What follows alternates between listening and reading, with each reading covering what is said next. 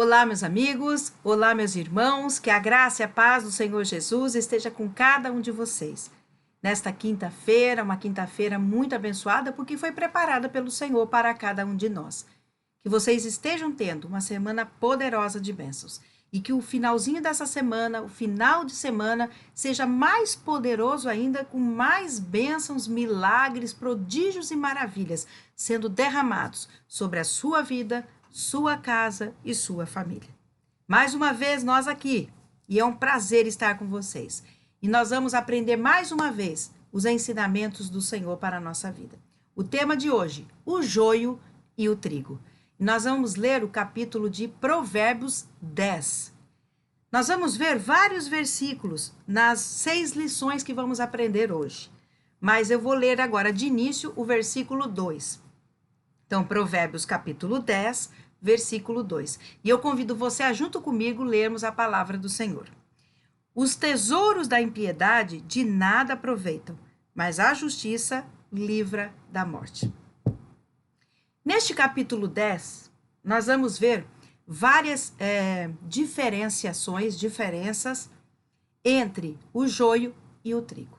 Quem é o joio e quem é o trigo?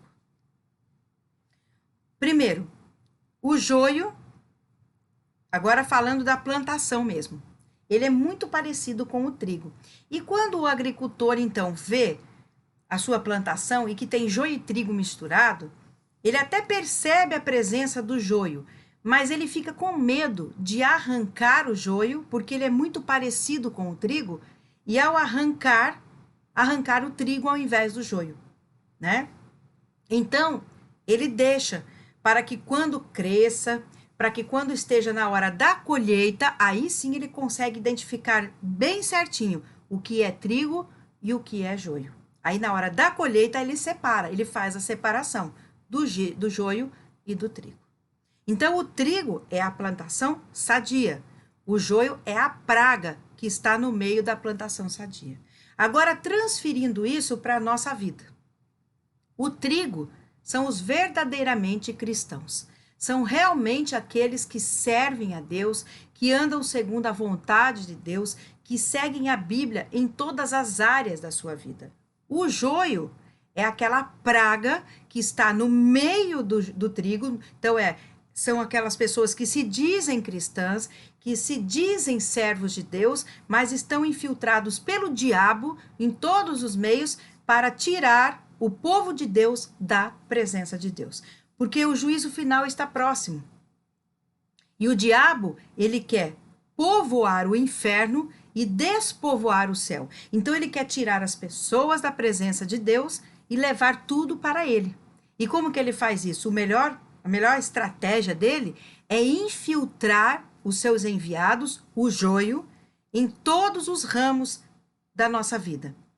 Dentro da nossa casa, dentro das igrejas, dentro das escolas, dentro das faculdades, na nossa vizinhança, ou seja, em todos os lugares do mundo. O joio está infiltrado pelo diabo, é uma praga que está no meio do povo de Deus verdadeiro. Mas nós vamos ver hoje, baseado em Provérbios 10, alguns versículos. E nesses versículos mostram as características e o que acontece com o joio e com o trigo, ou seja, com o verdadeiramente cristão, com o justo e com aquele que não é cristão, é só de aparência, que é o ímpio. Então, o joio é o ímpio e o trigo é o justo.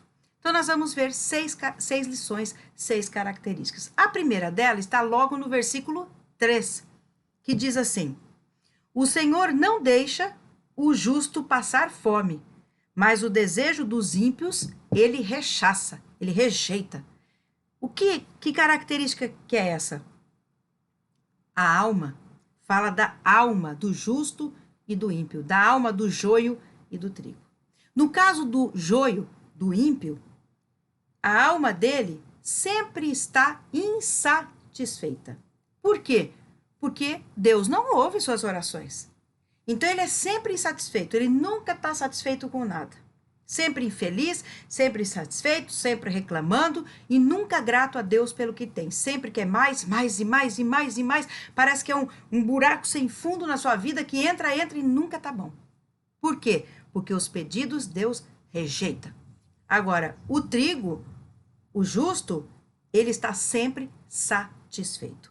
Mesmo que ele não tenha tudo o que ele quer, ele é feliz com o que ele tem.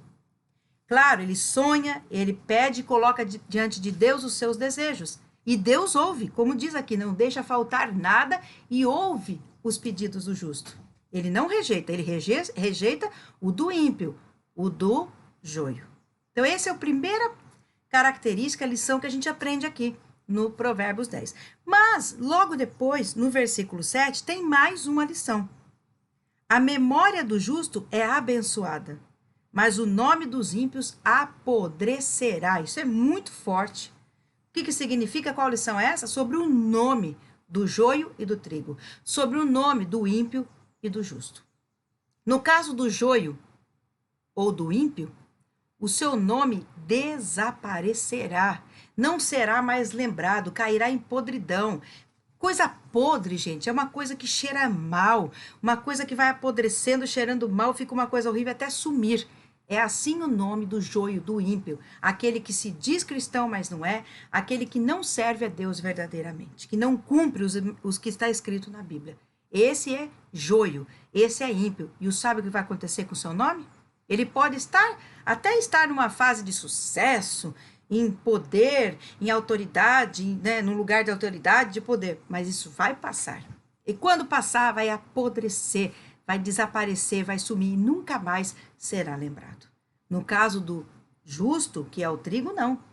O seu nome, ele vai ser preservado. Está escrito aqui, a memória do justo é abençoada, ou seja, ele sempre vai ser lembrado, ele vai deixar legado, as pessoas vão falar dele, falar bem, ele vai realmente marcar a sua presença, para sempre ser lembrado. Agora nós vamos para a terceira lição, que é a respeito da boca, do joio e do trigo. Versículos 10 e 11. O que acena com os olhos dá dores, e o insensato palrador cairá. A boca do justo é manancial de vida, porém a boca dos ímpios esconde a violência. O que Deus está querendo nos ensinar aqui? Que na boca do joio, na boca do ímpio, mora violência, a morte, a maldição. Então, a pessoa que deseja mal para os outros, a pessoa que pragueja contra alguém, que deseja maldição, tomara que essa pessoa aconteça isso, eu quero ver ela cair, eu quero ver ela se dar mal, se depender de mim nunca vai ser nada, nunca vai ter nada, porque vai se dar mal e eu ainda vou aplaudir e rir do destino ruim que ela... Essa pessoa é joio, é ímpio, porque deseja sempre mal, pragueja, amaldiçoa, é invejoso. Isso é ser joio, é ser ímpios. E o que vai acontecer? Vai ser arruinado. Deus vai arruinar a pessoa que faz isso. Agora, em contrapartida, o trigo, a pessoa que é justa, ela fala palavras boas, ela abençoa, ela quer sempre o bem, ela nunca deseja o mal, fica feliz com o sucesso do outro. Esse é o justo, é o trigo. E esse vai ser preservado, esse vai ser abençoado, vai ter bênção, vai ter paz. Isso é outra lição muito poderosa. Vamos para mais uma lição, a quarta lição, que está no versículo 16. O trabalho do justo conduz à vida, a renda do ímpio para o pecado. Aqui diz respeito à obra, as obras do joio, que é o ímpio, e as obras do justo, que é o trigo. O que acontece com isso? Quando o joio, o ímpio, ele pratica alguma obra, porque ele pratica obras, tá, gente? Ele pratica e vai falar que são boas obras, mas não são, porque essas obras praticadas pelo joio, pelo ímpio, elas exaltam o diabo e o pecado. Tudo que eles fazem vai exaltar o nome do diabo, vai exaltar o pecado, a carne. Mas o ímpio, mas o justo, o trigo, não. As suas obras são boas obras. E tudo que eles fazem exaltam unicamente a Deus. Glória a Deus por isso. Deus é exaltado através das obras praticadas pelo trigo, pelo justo. Quinta lição. O entendimento. Agora sobre o entendimento do joio e do trigo, que está no versículo 20. A língua do justo é prata escolhida. Olha que lindo. O coração dos ímpios é de pouco valor. Ou seja, o entendimento de quem é joio, de quem é ímpio, pouco vale. Não tem valor nenhum. Ele pode até achar que entende muita coisa, que é estudioso. Tá. Para Deus não tem valor nenhum. E nem vai ter para o mundo. Mas o trigo, o justo, o entendimento é de poderoso valor. É de muito valor. E Deus vai honrar essa pessoa e exaltar essa pessoa para que o seu nome de Deus seja glorificado através dela e do entendimento dela. E agora a sexta e última lição. Fala no versículo 27. O temor do Senhor aumenta os dias, mas os anos dos ímpios serão abreviados. Aqui fala sobre os anos do justo e do ímpio, do joio e do trigo.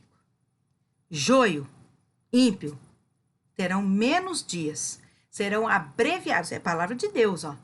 Então, quem é ímpio, quem é joio, os seus dias serão abreviados. Mas quem é trigo, quem é justo, eles, olha só o que fala, o termo aumenta os dias. Então, os seus dias serão aumentados. Então, se tinha uma previsão, um exemplo, para morrer com 80 anos, ambos, o ímpio vai morrer com menos de 80.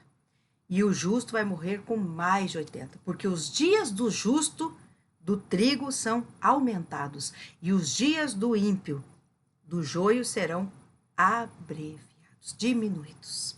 Que Deus tenha misericórdia de cada um de nós. E que possamos meditar nessas características de Provérbios 10 e que realmente possamos estar enquadrados nas características do justo, do trigo. E tirar de nossa presença as características do joio e do ímpio.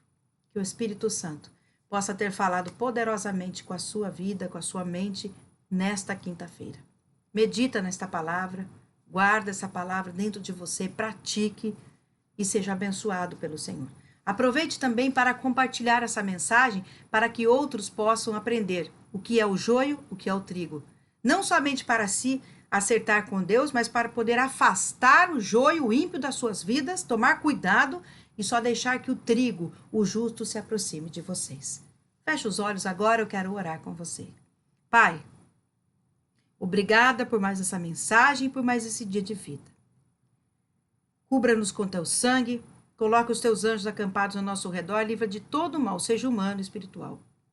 Que possamos ser trigo, justos, e afasta de nós todas as características do joio, do ímpio, e afasta de nós o joio e o ímpio, Senhor. Guarda-nos, ó Pai, guarda a nossa família, nossa casa, nossos animais e os nossos bens. Dá-nos uma noite logo mais muito abençoada. Abençoa, Senhor, o restante da quinta-feira, a sexta e o final de semana. Que seja poderoso e abençoado pelo Senhor. Muito obrigada. Em nome de Jesus Cristo. Amém. Glória a Deus. Amados, mais uma vez uma alegria estar aqui estudando a palavra do Senhor juntamente com vocês. Que todos tenham um excelente, poderoso e abençoado final de semana, junto com a sua família. E que na próxima semana nós possamos estar juntos novamente, estudando a palavra de Deus, terça e quinta-feira. Fiquem com o meu abraço, fiquem na graça e na paz do Senhor Jesus. Excelente final de semana e até terça-feira que vem, em nome dele.